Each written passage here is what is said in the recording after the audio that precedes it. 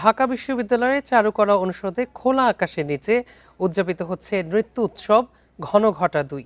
আয়োজনে অংশ নেবেন ৩ থেকে ৭০ বছর বয়সী ৩ শতাধিক অপেশাদার নৃত্যশিল্পী। এ নিয়ে আরও জানাতে ঢাকা বিশ্ববিদ্যালয়ের চারুকলা অনুষদ থেকে যোগ দিচ্ছেন আমাদের সহকর্মী শাহরিয়ার অনির্বাণ। প্রায় ৩ শতাধিক অপেশাদার নৃত্যশিল্পীর অংশগ্রহণের এই অনুষ্ঠানের দর্শক সমাগম এখন কেমন দেখছেন? দেখুন, দর্শক সমাগম সকাল 10টা থেকে পুরো চারুকলার যে প্রাঙ্গণ, সে প্রাঙ্গণে একেবারে কানায় কানায় পূর্ণ হয়ে গেছে। আপনাকে যদি এখনকার চিত্র দেখায়, বকুলতলার নিচে রবীন্দ্রসঙ্গীতের বর্ষা বরণের যে গানগুলো রয়েছে, সে গান দিয়েই বর্ষা উৎসবের যে আয়োজন, সে আয়োজনটি শুরু হয়েছে। মূলত এই আয়োজনটি বলা যায় যে গানের সাথে নৃত্যের দুটো সংমিশ্রণ ঘষিয়েই বর্ষাকে দ্বিতীয়বারের মতো বরণ করে নেওয়া বা উৎসব পালন করা। আষাঢ়ের শুরুটা আপনি জানেন যে শুরু হয়েছে। তো এর আগে যখন পয়লা শ্রাবণের আগে যখন পয়লা আষাঢ় শুরু হয়, ঠিক তখন বর্ষা বরণ শুরু হয়েছিল। আজকে যেহেতু শ্রাবণ মাস চলছে, তো শ্রাবণের মাসে তারা দ্বিতীয়বারের মতো বর্ষা উৎসব উদযাপন করছে। ঢাকা বিশ্ববিদ্যালয় চারুকলা ইনস্টিটিউটের সাথে প্রায় 300 যারা শিল্পী রয়েছে, নৃত্যশিল্পী, সেই নৃত্যশিল্পীগুলো অংশগ্রহণ করেছে। মূলত এই নৃত্যশিল্পীরা কিন্তু অনেকেই রয়েছেন অপেশাদার শিল্পী, অর্থাৎ বিভিন্ন জায়গায় তারা গান পরিবেশন করেন, সেই সাথে নাট্য এবং নৃত্যের সাথে জড়িত রয়েছেন। এই ধরনের শিল্পীরাই মূলত এখানে এসছেন।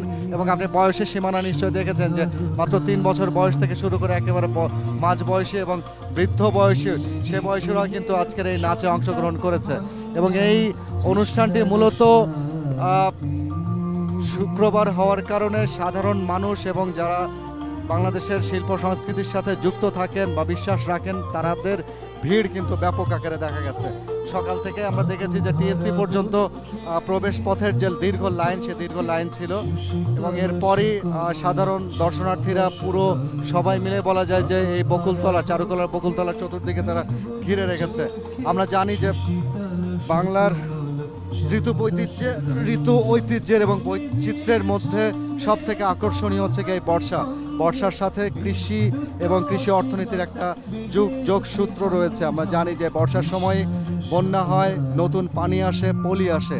এখান থেকে কৃষির বড় ধরনের যে উন্নয়ন, কৃষির আয়, সেই বিষয়গুলো যেন সামনের দিনে আরও বেশি সমৃদ্ধি পায়, সেটার লক্ষ্যেই অনাদিকাল ধরেই কিন্তু আমাদের বর্ষা বরণ বা বর্ষা উৎসব হয়ে আসে এই বাংলায়।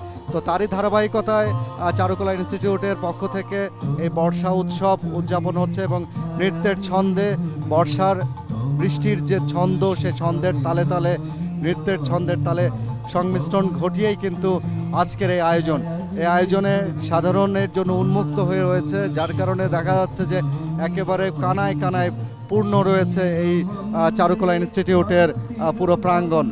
বকুলতলার চতুর্দিকেই বলা যায় যে তিল ঠাই পরিমাণ জায়গা নেই। যদিও বৃষ্টি হওয়ার সম্ভাবনা রয়েছে আজকে, এই আয়োজনে যারা রয়েছেন তারা প্রত্যেককেই বলা হয়েছে যে ছাতা ছাড়া যেন তারা আসেন, বৃষ্টির সাথে তারা একত্রিত হয়ে বর্ষার এই উৎসব তারা উদযাপন করবেন।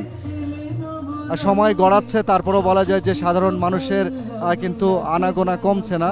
তারা এই অনুষ্ঠান, অর্থাৎ বর্ষার যে আয়োজন, বর্ষা উৎসবের যে অনুষ্ঠান, সে অনুষ্ঠান কিন্তু তারা উপভোগ করছেন। এই ছিল আমার কাছে সর্বশেষ।